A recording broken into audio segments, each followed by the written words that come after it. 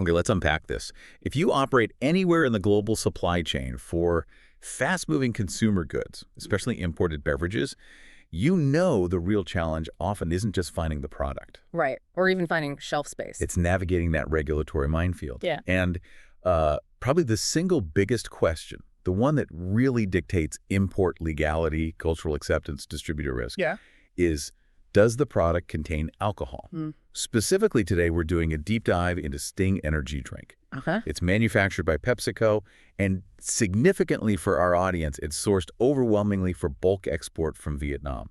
And that question, it sounds simple, maybe like basic consumer curiosity. Yeah, seems straightforward. But for importers and distributors, it represents a really crucial professional bottleneck. Yeah. When you're dealing with global FMCG, especially across, say, Asia, the Middle East, Africa, these culturally diverse markets, clarity on alcohol content isn't just a consumer thing. It's fundamental. It is. It's a fundamental regulatory requirement. It's critical for things like halal compliance. And honestly, it's the ultimate test of your supply chain's quality control. For the professional B2B buyer listening, transparency here, it's truly your highest currency. Exactly. So our mission in this deep dive is to give you that rock-solid documentation, the contextual analysis you need to move forward with, well, absolute confidence. Right. We're working directly from source materials provided by professional B2B clients, people focused specifically on bulk sourcing Sting from Vietnam. We need to confirm the exact formulation, dissect what gives it that kick, and definitively explain the zero alcohol guarantee in terms of international regulatory standards. And the anchor point, the absolute starting point for your entire import strategy, has to be this initial core takeaway. Sting Energy Drink contains absolutely no ethyl alcohol, no ethanol in its formulation. Zero. It's officially classified as a non-alcoholic beverage under all major international food safety regulations. And because it's a PepsiCo product, the legal obligation to disclose every single ingredient is incredibly stringent. Yeah, they can't hide anything. Exactly. That eliminates any ambiguity about intoxicating substances. This really is the foundation of its global trade viability. Okay, so let's start right there with that absolute legally binding guarantee.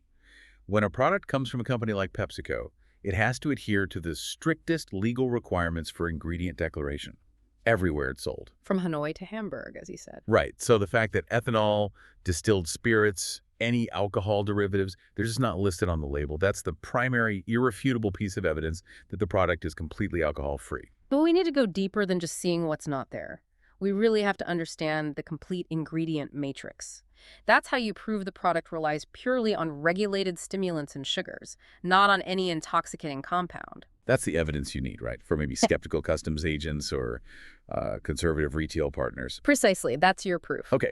So if we look at the official ingredient breakdown, let's take the standard 250 milliliter serving of Sting. Say Sting Red, the strawberry one, or Sting Gold, the ginseng flavor. The base is pretty straightforward.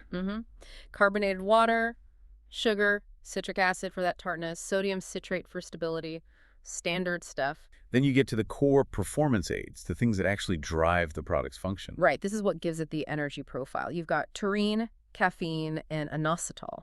These are all regulated components designed to increase alertness, support muscular function, neural function. And then the vitamins? Yes, the B vitamin complex. So B3, which is niacin, B6 pyridoxine, and B12 cobalamin. They're specifically there to support sustained energy metabolism right down at the cellular level. Okay, so that's metabolic energy we're talking about. Correct. Not neurological intoxication. Big difference. And we also need to touch on the components that often trigger regulatory scrutiny in destination markets. Preservatives, artificial colors. Yeah, important ones. You see potassium sorbate and sodium benzoate, very common preservatives. But critically, you also see the artificial colors tartrazine, that's E102, and sunset yellow, E110. But again, notice what's legally and physically absent from that list. No Camner, no ethanol, nothing intoxicating. Okay. Now, this brings us to something that causes a lot of confusion in the import sector. This whole discussion around trace alcohol and regulatory thresholds. Yes, this comes up a lot. Many importers worry, understandably, about microscopic traces, maybe introduced through, say, certain flavor extracts or even processing aids. And it's a legitimate B2B concern, isn't it? Because a customs agent who isn't fully briefed might just see any mention of trace fermentation, however small, and decide to hold a container. It can happen. So what legally constitutes non-alcoholic, and how does the law account for these tiny traces? We look at the international benchmarks, and the U.S. Food and Drug Administration, the FDA standard, is a really good reference point. They define a non-alcoholic beverage as containing less than 0.5% ABV, alcohol by volume. Okay, 0.5%. Is that just an arbitrary number? Not at all. It's a scientifically and medically derived threshold. It specifically acknowledges the natural presence of alcohol in countless everyday foods, just through natural fermentation. The examples in the source materials were actually surprising. It made the point that if you're worried about these trace amounts, maybe look at your fruit bowl first. Precisely. We're talking about everyday staples, things consumed globally without any cultural or regulatory issue. Ripe bananas, for instance. They can naturally contain up to 0.4% ABV. Wow. Okay. Orange juice, a breakfast staple, right? It can hit up to 0.5% ABV naturally, pretty much right after opening. Sourdough bread can reach 1.2% ABV just from the natural yeast fermentation. So what's fascinating is that the international regulatory bodies, they actually designed the non-alcoholic definition specifically to allow for these scientifically insignificant, naturally occurring traces. Exactly. So when we talk about sting, any potential trace alcohol, and we really are talking parts per million levels so small you'd need sophisticated gas chromatography to even detect them. Tiny amounts. Microscopic.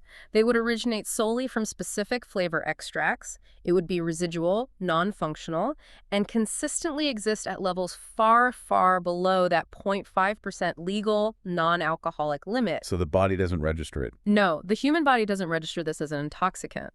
Nutritionally, physiologically, it's negligible. Understanding this 0.5% threshold is absolutely vital for you, the importer, to confidently challenge any misconceptions at the port of entry. That regulatory threshold analysis is crucial.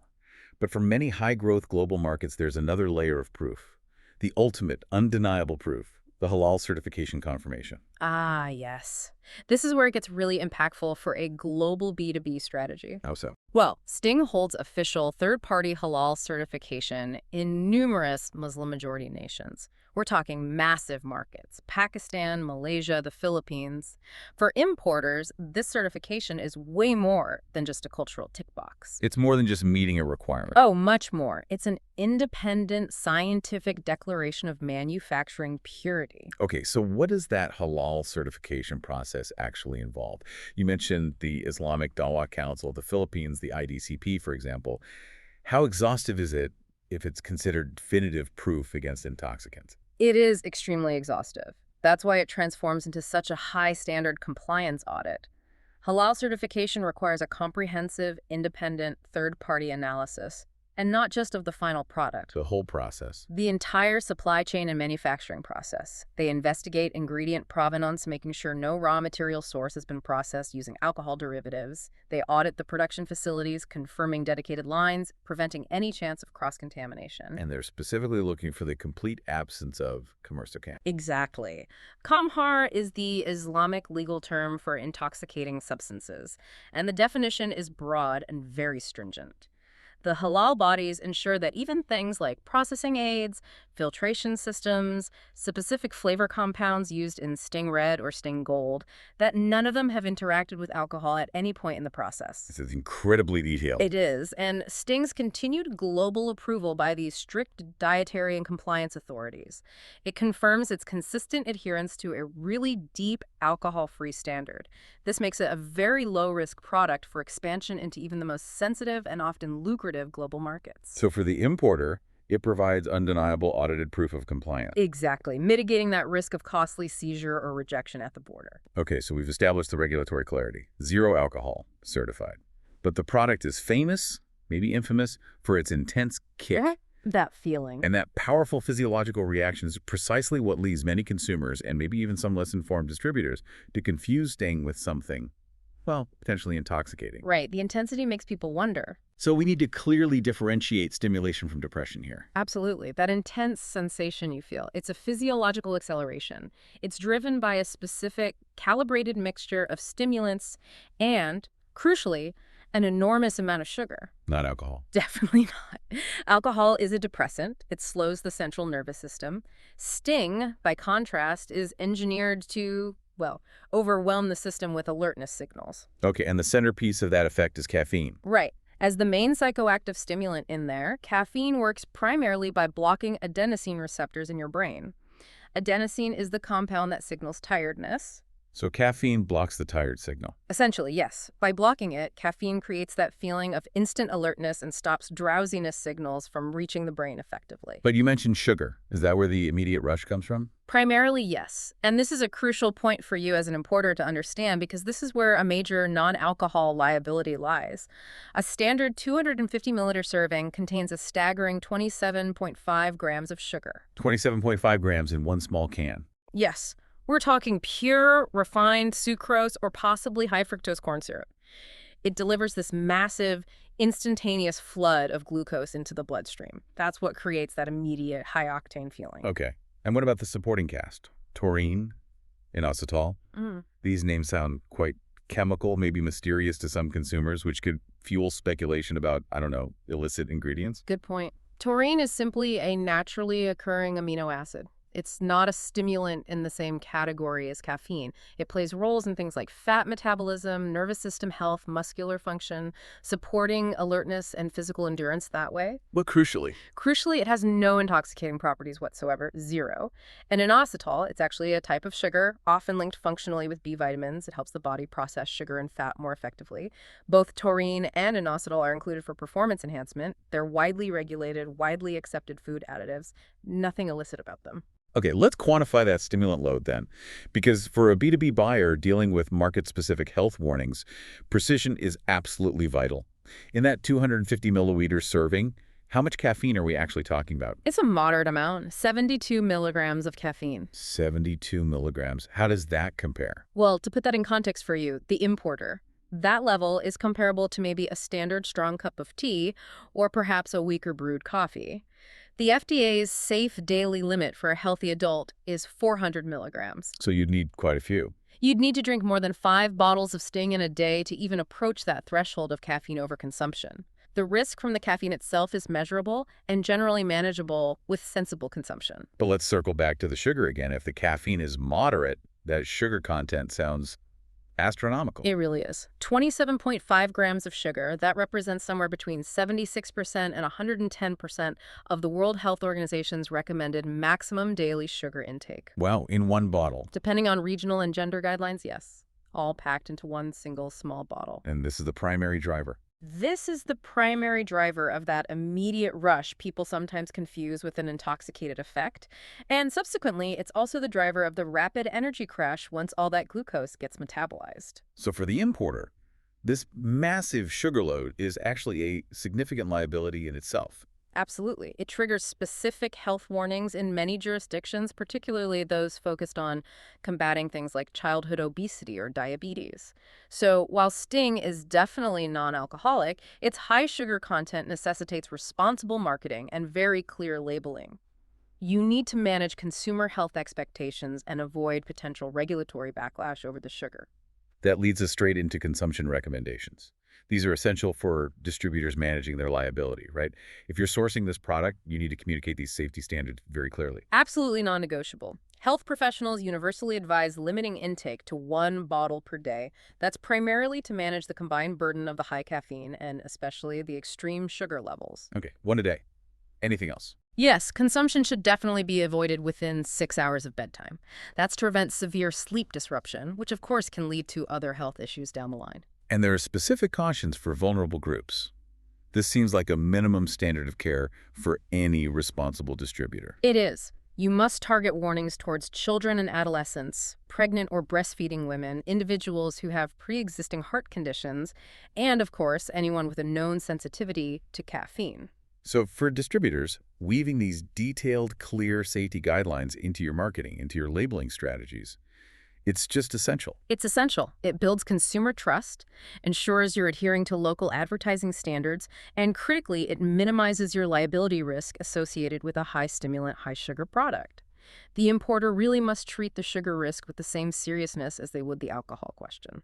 Okay, so shifting our focus back squarely now onto the specific needs of you, the B2B importer. Let's talk about why this sort of surgical level of product transparency is so paramount for success when you're sourcing sting from Vietnam. We've covered alcohol, but what about those colors you mentioned? Right. It really boils down to two things: regulatory variability and cost mitigation. Regulatory compliance is frankly a moving target globally. While Sting's formulation itself is consistent, the acceptance and, crucially, the labeling requirements for those specific artificial colors, tartrazine, E102, and sunset yellow, E110, differ wildly across the globe. Can you give us a concrete example of that difference? Yeah. Say, what happens if a shipment originally destined for Southeast Asia gets diverted, maybe last minute, to the European Union without the right preparation? Oh, that kind of oversight can be catastrophic financially. In the EU, if a product contains tartrazine or sunset yellow, it is absolutely mandatory under regulation, EC No. 13333/2008, to include a specific warning on the label. What does it say? It has to state, may have an adverse effect on activity and attention in children. If a shipment arrives in, say, Rotterdam without that precise mandated warning, Get stops. it will face either immediate rejection at the port or mandated relabeling, which is prohibitively expensive, often wiping out the entire profit margin or, in some cases, outright destruction of the stock.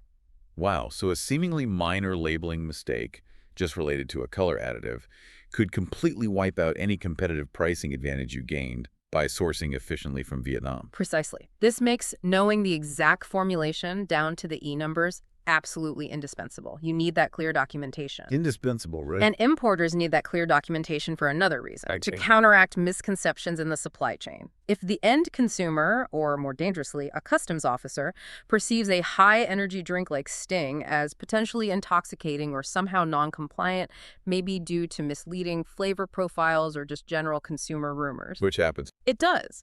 The distributor must have the official ingredient list and that third-party verification, like the halal cert, readily available to preempt costly border delays or even recalls. Especially given the intensity of that sugar and caffeine rush we talked about.